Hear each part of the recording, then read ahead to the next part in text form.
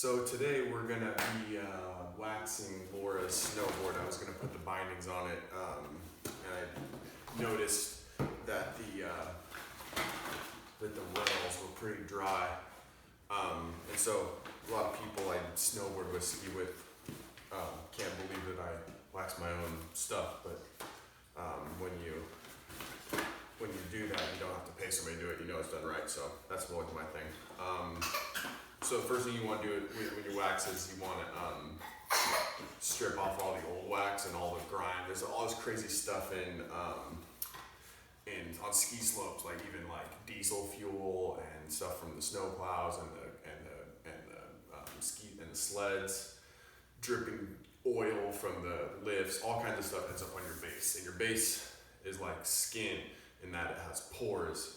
And we're going to talk about the pores a lot because, they absorb a lot of stuff. And when they get dry, just like your skin, they get a dry kind of haze and usually that's the first part to go dry, to lose all of its wax, or these edges right here. So you can see, they're nice and dry. So we're going to wax it today. And Laura skis more than she snowboards, but we're gonna at least get this board good for anybody else to use. So the first thing you want to do is wash it, get it clean. I use Simple Green and a Scotch pad, so you can scrub it and then kind of clean it with some fresh water. And we're gonna fast forward through all that.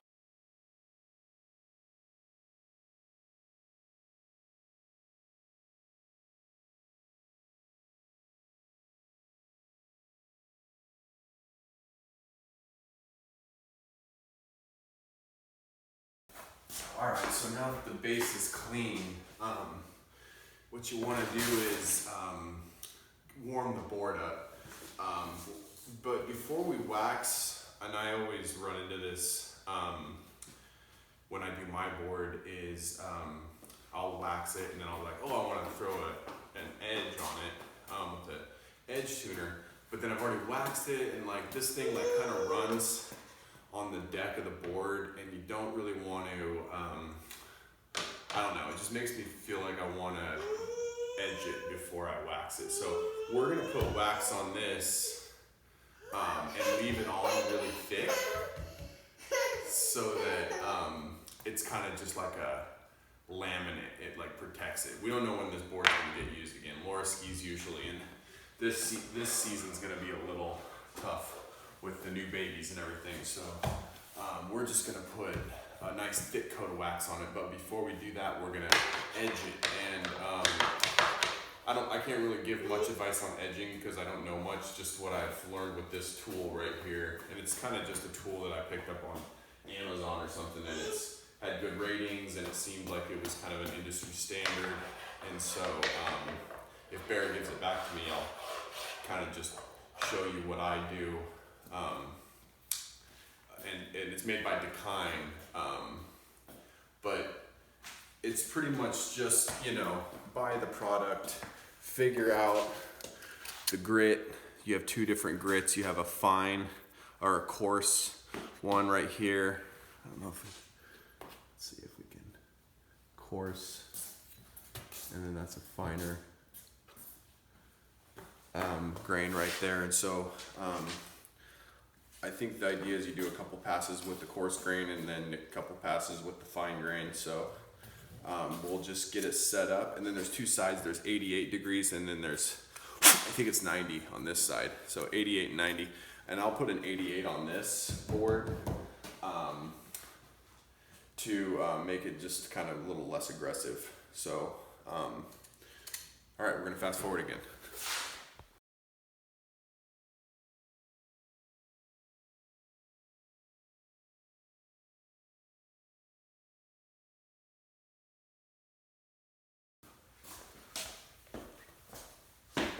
Okay, so we got an edge on it now. Next thing we're gonna do is heat our iron up. I got a really weird iron because I'm weird, but I got a old iron. These are the ones when I was first learning how to wax my board that These are the ones that you would find at like, you know, pawn shops and like, you know, garage sales and stuff. They're really old. I think they're direct current. There's no ground on the plug. This isn't even the original plug. The plug ripped off, so I had to put a new one on it. But the trick is your keys with your iron.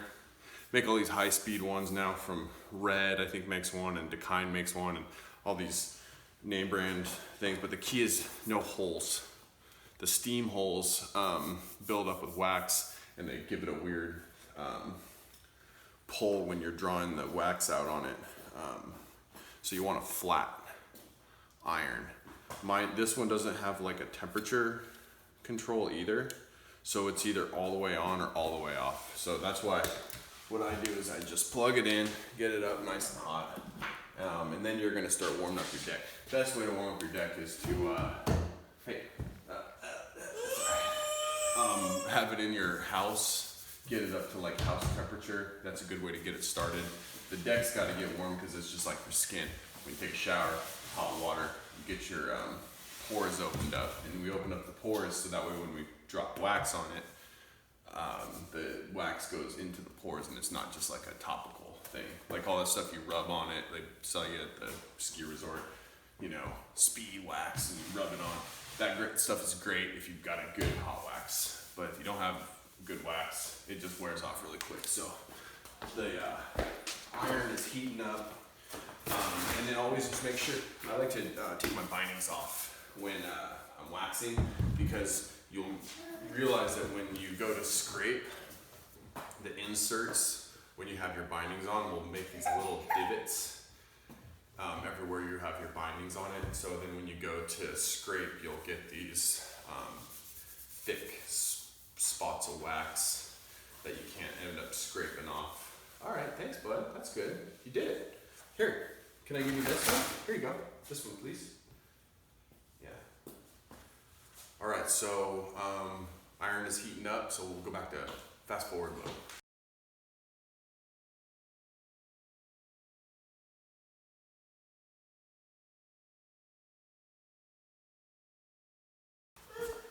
All right, so now the base is nice and heated up, so what we're gonna do is we're gonna drip some wax on it and get it moving around. So this is why my iron sucks in a lot of ways, is because I have to just unplug it now because it's getting too hot and there's no temperature control. And you can burn the wax, so you don't want to burn the wax. But we're gonna lay it on pretty thick, and then we also want to get it really loaded up on the rails here. I know. And that's where it gets the driest, so we want to, and it's the hardest to get. Nope, don't touch. And this is a lot of wax. This is more wax than most people will normally use, but I'm really putting it on thick for just storage. So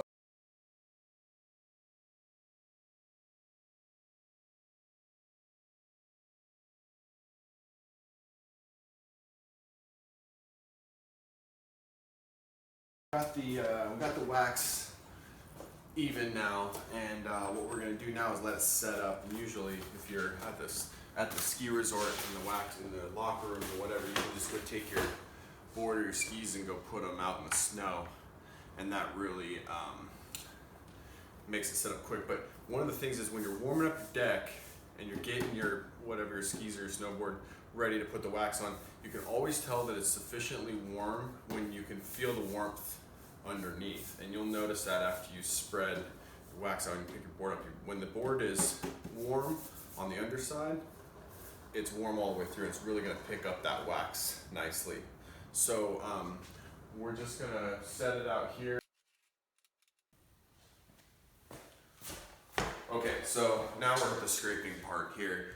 I was in the middle of it when things got a little busy around here, so I was just gonna say that my scraping technique is just, you know, scrape the wax off. that's pretty much it. You can get all technical about it if you want, but the bottom line is you want to take the wax down to where you're basically not feeling it catch, because those are sticky spots that are built up. So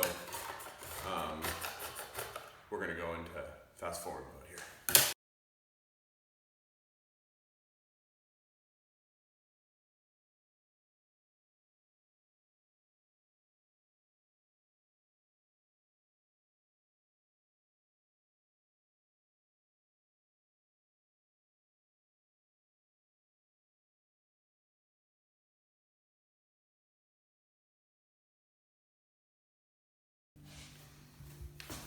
All right, so got a pretty good scrape on it, and just wanted to stop for a minute and show you guys kind of the difference now that we're looking at this board. Put some work into it now, and just the rails, you can tell, you know, there's just no sign of, you know, dryness. Looks well hydrated now. And then this edge on the board, it has been dressed on both sides. One of the things that I'll do too is I'll just take on most scrapers there's like an edge tool, and so what you can do is just take it, and it helps get the wax that drips over the edge. That's kind of just the finishing touches. Now, what I feel like is the most, kind of you see the biggest difference, the most effect you can have is when you start polishing here now. And so with the recommended action is a brush and then a polishing cloth. I got this brush at Home Depot. It's I think the best thing they want is horsehair. This is just a scrub brush. I don't know what it is. Bristles, kind of like a shoe shine brush maybe would be a good one. And then so what you're doing is you're making long passes. And so what you're basically doing is the wax has like these grooves in it from scraping, and you're going through and you're cleaning the grooves out with this brush, so that when you run a polishing cloth over it, which for me, all it is this beanie that my friend Bree made for me, who was like my snowboard hero in high school, and I washed it, and this is what it turned out to be. So it's a good polishing cloth because it's thick, real tightly woven, good fiber. So you'll see it when I brush it, and if I put the camera down, you'll see, you know, what you're getting is kind of like this dandruff on the board. You'll see it right there, and that's what I'm brushing here.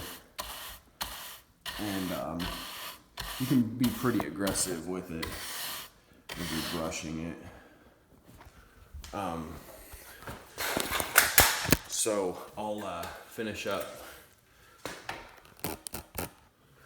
brushing here, and you kind of just do long strokes. You're just cleaning the grooves out of the wax you just put down.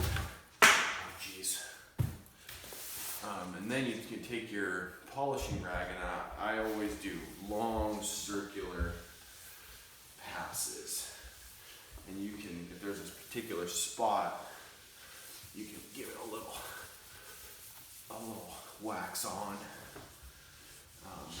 And I'll show you right now, which is cool, for me anyway, is like, you can really start seeing the difference of the board. I mean, that, to me, looks like a shiny board.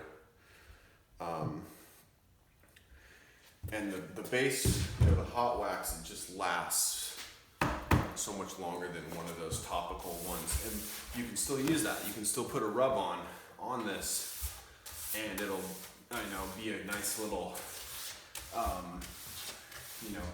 step up for the day. Or if it's just super slushy, throw a little bit of rub on. Or you can buy a little more life out of a wax, like I'll do every 5 or 6 trips. I'll wax, hot wax, and then definitely at the end of the season. And yeah, so next we're gonna go upstairs and put the bindings on it. We're gonna set it up for Laura, my wife. She's goofy, so for all you goofy footers out there, it'll be a good way to see how I do it. All right. So now we're gonna set up Laura's snowboard now that it's waxed and looking pretty good. We did that yesterday. Laura's goofy footed, so we'll have to think about that. First thing you want to do is find out where the front of your board is. And you, huh? You're regular? Oh, well, she's regular. What is it? Yeah. Well, she's regular. So, first thing you want to do is, maybe that's why she had such a hard time snowboarding that time when I set her snowboard up last time. Anyway, the front of the board will usually be longer than the tail, and the tail usually has a little bit more of a blunt, and the front is more directional. And boards these days are more and more directional. You see them out there, a lot of them have even swallow tails, or they have very obvious directional lines. So yeah, actually I can see it right here. This was left in the sun, and there's a sun mark, and the bindings were on goofy style, goofy position. So we're gonna set them up regular today, and since it's a beginner's kind of setup, we're gonna go with kind of a pretty basic setup. We'll probably do 10 degrees in the front, and then maybe 0 in the back. This will make it hard to ride switch, but you're probably, as a beginner, you're probably not going to be riding switch anyway. And what it does is when your bindings aren't set up duck, meaning like that, if you're riding directional and you turn around in your switch, it'll automatically try to flip you around, and you'll fight it and usually catch an edge and crash. She's got a pretty narrow shoulder width, so we'll probably set her up on the second set of bolts inside. So you got all these inserts, and you have like 1, 2, 3 options. We'll probably do this one right here. These two. So not all the way out, not all the way in. Thanks, bud. And then your bindings are also directional too, or they have a left and a right foot, and they're just like a shoe. You can kind of see them right here, how it kind of turns in to the right, so that would be your left foot. And I like to just kind of put them where I think they're gonna be good, where they're gonna look good. Oh, you're welcome. You're welcome.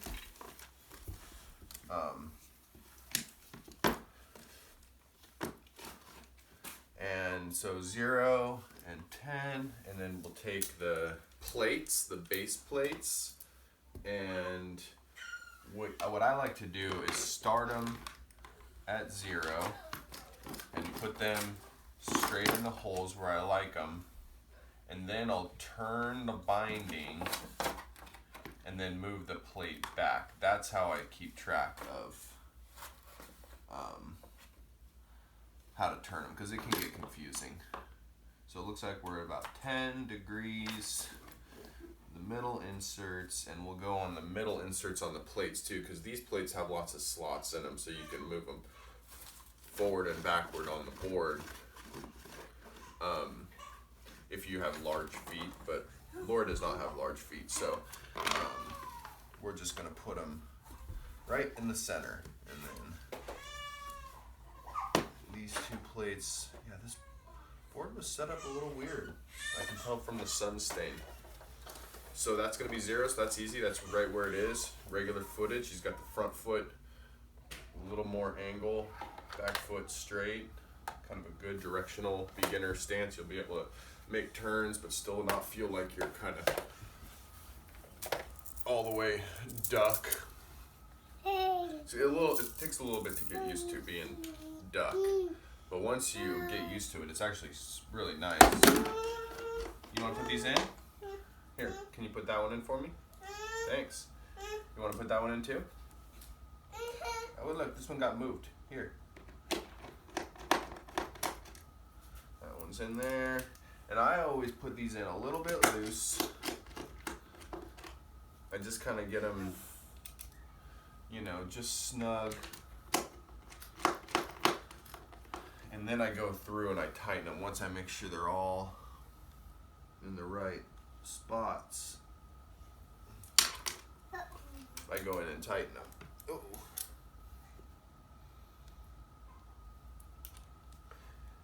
And it's great, and like I said in the last setup video, you know, just always bring a screwdriver with you. When I was young, I used to have a screwdriver that was pretty cool. My mom got it for me for Christmas, and it had like a ratchet, and that was kind of nice.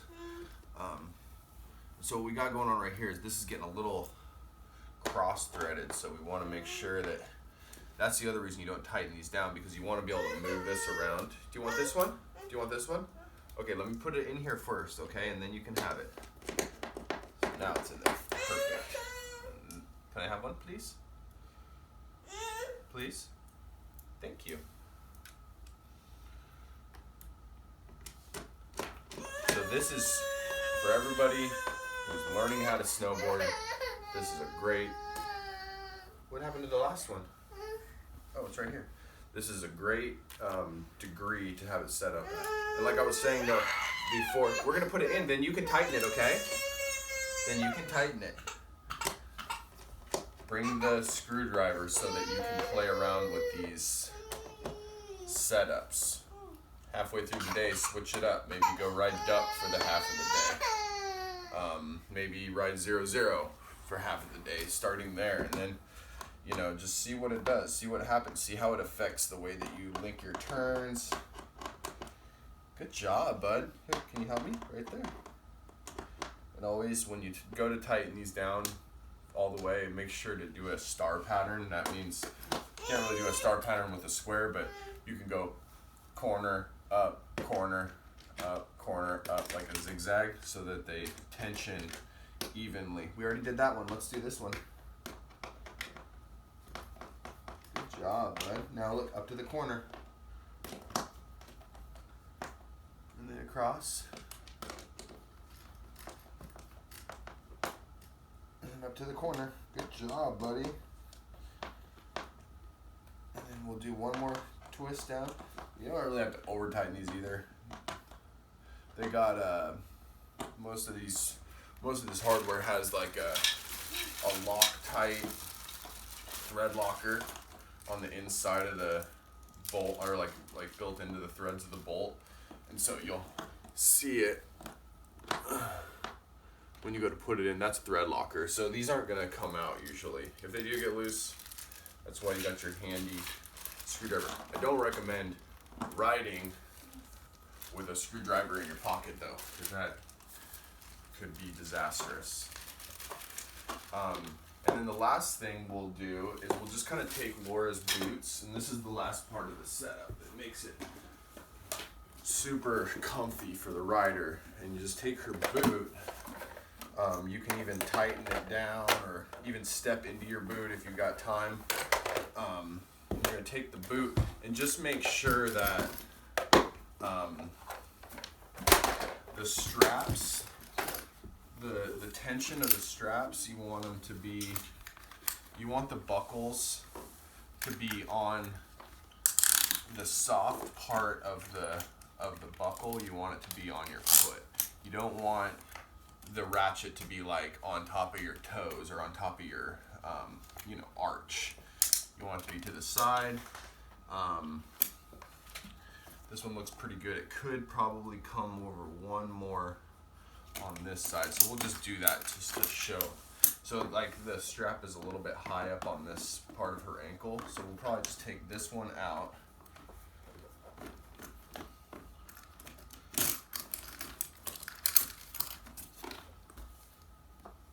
And take it in one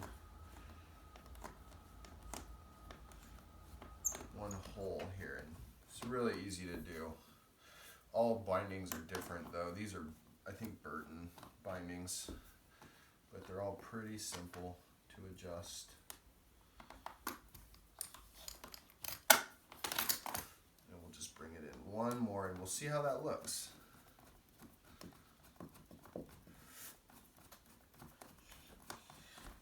You can see right here. Because the comfort of your boots and your bindings is the difference between having a super fun, long day when the conditions are good and you just want to stay out all day and all night, or you got to come in early halfway through the day because your feet hurt so bad. So now you can see this is kind of evenly distributed on either side of her foot. And this one looks good anyway. So let's look at this one, see if we got to do the same thing. Those laces out of here. Okay, and then we'll buckle it.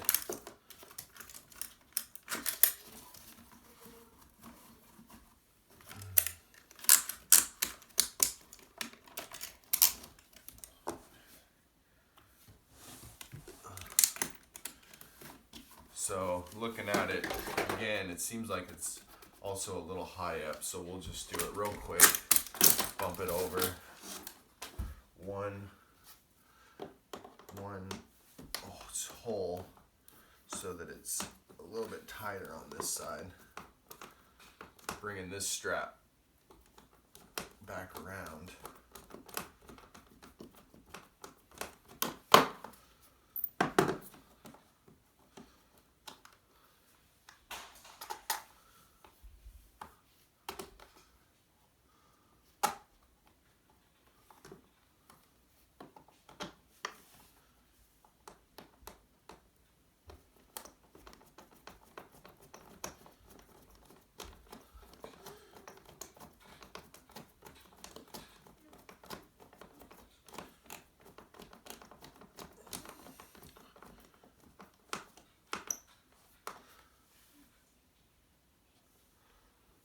Looks good. Yeah, and there's all these adjustments you can even see inside of the binding. There's all these adjustments that you can make forward and backwards. So it's all about just getting the right fit. And if you take the time, even if it's an hour or whatever, after you go riding and you just make an adjustment, see how it does the next time, you will have more comfort and longer days riding. So here we go. And then I always store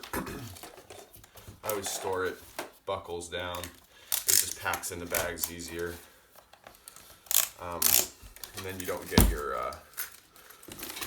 straps loaded up weird and then they have a kink in them.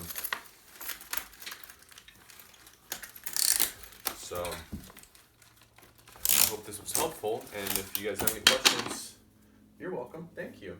Just leave it in the comments. All right.